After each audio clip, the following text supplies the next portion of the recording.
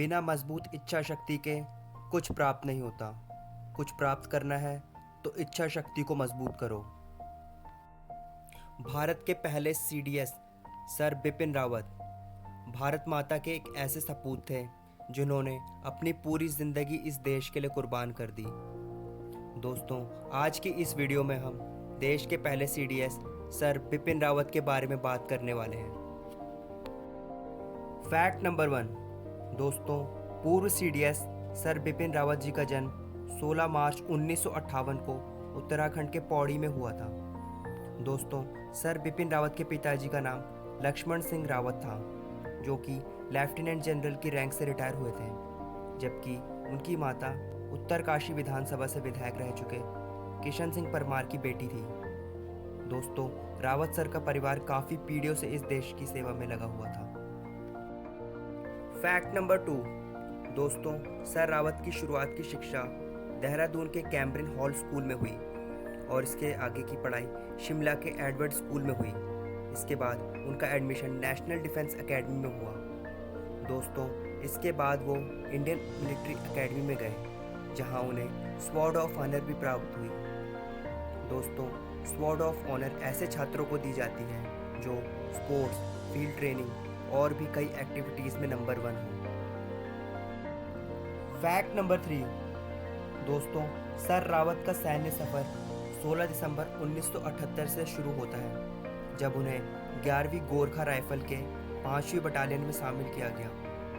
यहाँ रावत जी को बहुत सारी चीज़ें सीखने को मिली। एक बार एक इंटरव्यू में भी उन्होंने यह बात मानी थी कि उन्हें गोरखा राइफल में जितना सीखने को मिला उतना कहीं नहीं मिला। गोरखा राइफल्स में रहते हुए उन्होंने काफ़ी पोजीशंस में भी काम किया। दोस्तों, सीडीएस बिपिन रावत की पहली पोस्टिंग मिज़ोरम में हुई थी और उन्होंने इस बटालियन का नेतृत्व भी किया था और उनकी बटालियन को नॉर्थ ईस्ट की बेस्ट बटालियन भी चुना गया था। Fact number 4। दोस्तों, सर बिपिन रावत ने मेजर के तौर पर उरी जम्मू कश्मीर में एक कंपनी की कमान संभाली थी। कर्नल के रूप में उन्होंने अरुणाचल के एलएसी वाले क्षेत्र में 5th battalion 11th Gorkha rifles की कमान संभाली थी। उसके बाद सर रावत प्रमोट होकर ब्रिगेडियर बने और ब्रिगेडियर रहते हुए उन्होंने जम्मू कश्मीर के सोपोर में राष्ट्रीय राइफल्स के 5th सेक्टर की कमान संभाली थी। Fact number 5।